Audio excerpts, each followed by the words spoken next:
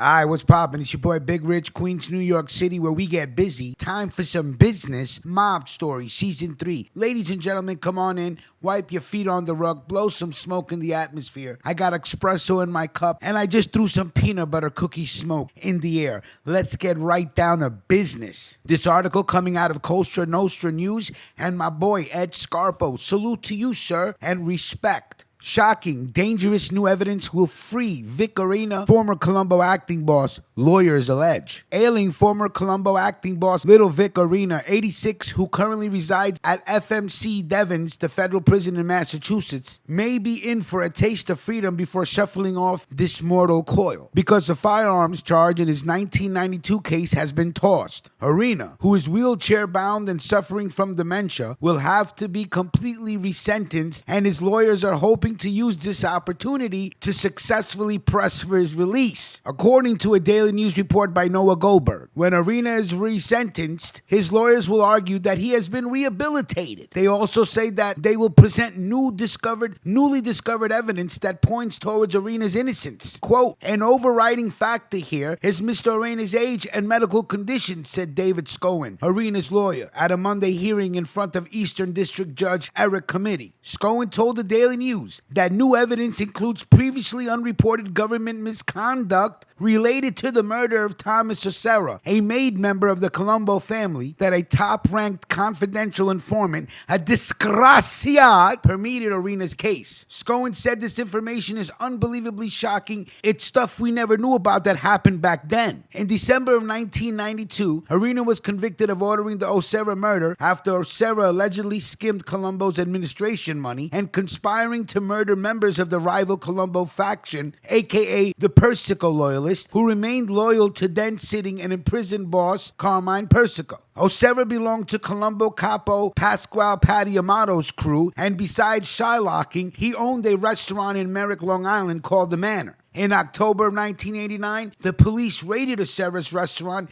and seized his Shylock book. Osera started drinking heavily and told others that he was going to be killed soon. Orena ordered his murder in November for stealing Shylock money. A crew member named Giacchino, who went by Jack Lieli, and Osera used to have early morning meetings at the manor. After the police seized the Shylock book, the meeting stopped. On or around November 13, 1989, Leal convinced Osera to meet him at Patty's house. On or around November 13, 1989, Leal convinced Osera to meet him at Patty's house, and when he walked in, Jack and Patty handled their business. They put Osera's body in the trunk of a car that Leal borrowed from Harry Bonfiglio, his brother-in-law. Leal, Bonfiglio, and others then drove to Forest Park, Queens, where they buried the body. The next day, Leal took over 2 underground gambling clubs that Osera owned. In October of 1991, Michael Mafia, a Colombo associate who helped bury Osera's body, flipped and led the FBI agents to the grave, a disgracia, where Osera's body was unearthed. The FBI quickly issued a warrant for Leal's arrest. Giacchino Leal was found shot to death in a Long Island parking lot. Orena was arrested on April 1st, 1992. When he went to trial, he faced an array of turncoats, including Mafia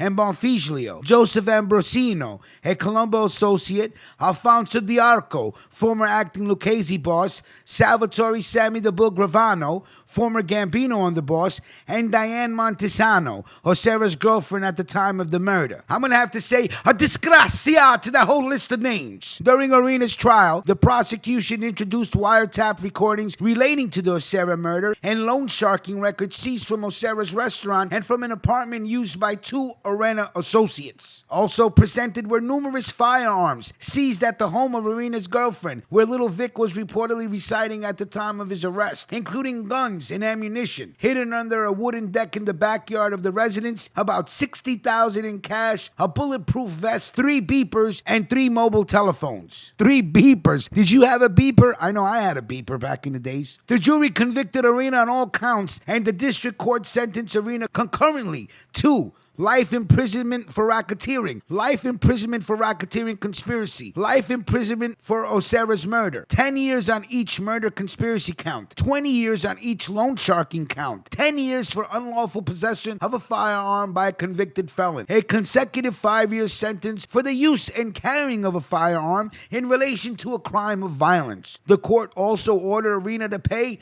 $2.25 million in fines, the cost of his own imprisonment at the rate of $1,492 per month, and a special assessment fee of $450.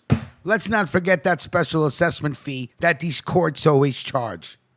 In testimony during the trial, Gravano said then Gambino boss John Gotti had supported Orena in his effort to become the official boss of the Colombo crime family. Gravano said that he and Gotti had a 1989 meeting of the commission, heard Orena say that he had been approved as the official acting boss of the Colombo family. Later, Orena told Gotti that imprisoned Colombo boss Carmine Persico had been accused of violating Mafia rule by admitting his membership in the Colombo family. John Gotti was behind Vic Orena, Gravano testified. Gotti wanted Orena to present his complaints to the commission at its next meeting, but Gotti and others were pinched before that could happen. Gravano testified that Lucchese boss Vittorio Musso also had sided with Orena. He didn't know if the Genovese family backed either side. As for the Bonanos, they had been excluded from the commission for years because of drug trafficking. D'Arco testified that he joined Gambino and Genovese leaders in an attempt to avert bloodshed in the Colombo conflict.